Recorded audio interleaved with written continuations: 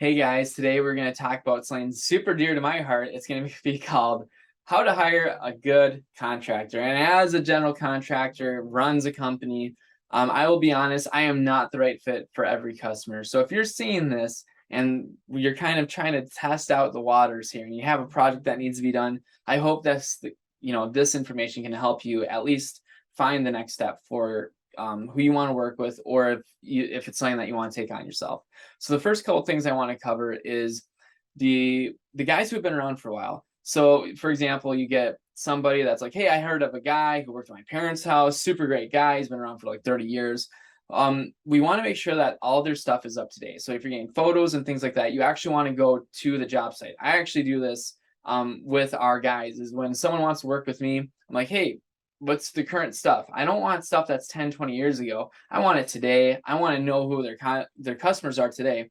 And I do understand that sometimes, there's time lapses of things where a guy might be out of work for 2 years and he did something else and then he's coming back into the trade. And the reality is that even though that someone was good 10 years ago, we do want to make sure that we're seeing their updated resume, right? So the next thing I want to hit on is managing the relationship. So, and managing, to be honest, it's managing me like as a contractor, myself, when I want to work with a customer. So a lot of times, some of the biggest hiccups that I have ever encountered is the expectation up front. Making sure that what my team is going to do, the scope of work is clear and to the point. So at the beginning, what you want to look at is, obviously their response time, and a lot of us are fairly bad at it, but we're getting, our culture is coming along. But you want to make sure that they have, in my opinion, they have a team that can assist you, because a lot of times what will happen is you got a guy going out, he does all the work, he's organizing everything, he's project managing, selling at night. And what happens is that you get caught as a new customer in the middle. Once when you are a customer, they treat you awesome, best thing ever. But if you're trying to get a concept, right? If you're trying to get design and you're trying to get something that's more of maybe we can call it a custom work, you want to make sure that there's somebody who's attending to those needs, and that someone who can actually keep, a good, well documented system on that.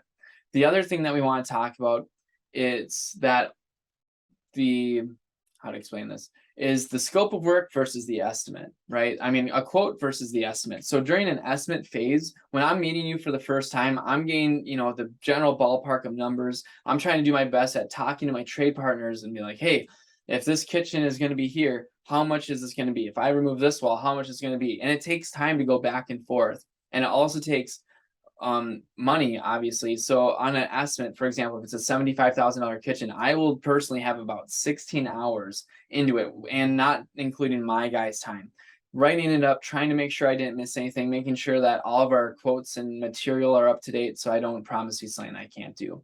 But on the estimate side of things, it's pretty loose. You're not seeing a lot of, numbers yet. You're not seeing the whole concept being done. But then what happens is, if we're going to go into a final estimate and we're a good fit, I'm going to give you a quote. And a quote usually comes with a design agreement for us. But as you're looking for a contractor, you want to see, what if they have a difference between an estimate and a quote up front. Because a lot of times that's a misconception that we have, is that you'll sign an estimate thinking it's a contract abiding thing, but really it's just a general ballpark that they're giving you. Another thing I want to talk about is listening to your gut. There's a lot of good guys that are out there, and sometimes the timing of the project might not be right. So like, for example, when I first started, we once did sign 7 bathrooms at one time. And at first it was like, oh my God, we got 7 bathrooms. But then one of the hardest things to do is actually bathrooms, kitchens, and stairs for us. So what happened is that we had 7 bathrooms. All the design time needed to be together within that short time period. So what happened is that when we were working on those projects, my current onboarding customers, they actually didn't feel the normal project flow that they should have had. And it wasn't their fault. It was just that I took them on and I didn't have an expectation for them. So when you're talking to your contractor, it's like, oh yeah, I'll be there in 2 weeks. Make sure that you're looking, hey, how many jobs do you run right now? What type of team do you have to support the jobs that you're going? Especially most of us are growing at a rate that we can't even believe. because there's just so much. Yes, there's work coming, but it's because a lot of us are trying to change what the culture and be better at what we do, right? Another thing that I want to mention is when you get into the contract phase, is that, is it something that you're taking home and you're taking your time and you're looking through line by line? I actually encourage that. And there's things where you can overanalyze and over communicate, but at the beginning, it's actually better to get those things narrowed down, and that you get it narrowed down before you even sign the contract. That was something that I did starting off, that I was like, hey, yeah, sign right here and we'll figure it out. You will figure out those cabinets once we get to that point. But now with after COVID, things take so long. There's so much preparation. For example, like cabinets before COVID took like 3 to 4 weeks, maybe 6, a month. But now they're starting to take a month to almost 4 months, depending on the severity of the project. And then the other thing that you want to talk about, that I want to hit on, is there's a couple. This is a common phrase, but in our industry, it's really strong. So when it comes to contracting, you typically have 3 types of people, right? You can get it cheap and fast, and then you'll get it in your timeline, but it may look like junk, right? The second one is you can get it cheap and perfect, but it may take forever, and he might be filling up his schedule, and then he sees your project and he's like, oh, I got this big one, and then he sticks you in the middle, and then it takes forever for it to be done. And then the other one is that you can get a really amazing product for a price that might actually match the quality of it. But of course, that also takes time, right? So having a real expectation of when the project starts, and having a project management system that can help facilitate that conversation. So make sure you know what are your non-negotiables, and what are you more lenient on? Are you more looking for the time frame, or are you looking more for the quality aspect, or do you want them both to be married? And the one last thing, I have fallen into this, I think it's really important, is the negotiating on price. So with what we do, I hear it every day. What you do is you guys are so expensive. Things are getting so expensive. Remember that almost half of what we do literally goes to the government in some way or fashion. But also, the other thing is, it's just expensive running our type of business. The liability, right? We have like a $5 million liability insurance or something like that. And there's all these insurances. All my guys have insurances, and there's so much we want to protect the homeowner as well, obviously the business, but to be honest, we want to protect the homeowner, so when something does happen and there is something that's going on, that we're well covered, and that the homeowner will be covered at the end as well. So we're not trying to rip you off. What we do is inexpensive in the industry.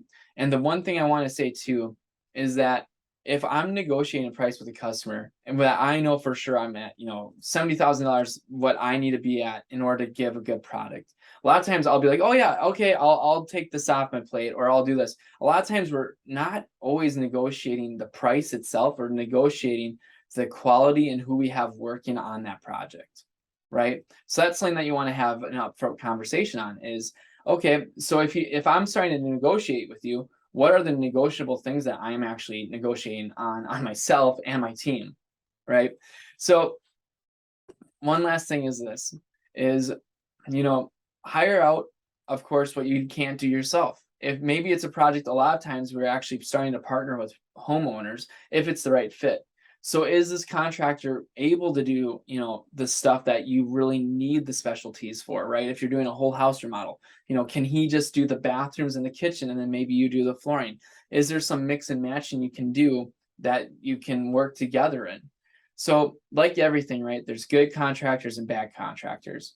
And a way to catch it up front is just the communication that you have up front with him, and the expectation that you're setting up. And then of course, see if you're it sounds bad, but see if you're the bad homeowner. Are you having unrealistic expectations that you're putting on the contractor, because you're just not, we haven't educated ourselves on it, right? Because I do that with homeowners. I'm like, oh, they should know this. They should know my design. They should know how all these things go. But I'm so stuck into my day-to-day that I'm not always able to help you and communicate to you what needs to be done. And lastly, we want to connect good contractors with good homeowners. And the biggest thing is, there's a lot of great companies out there that are willing to serve you, and they want to go that next step for you. But if you're not able to communicate your needs up front and have your pros and cons list, you might get stuck in limbo with a couple people that might be able to help you really well, but they just don't know what you're looking for. Anyways, Hope that helped, and talk to you soon.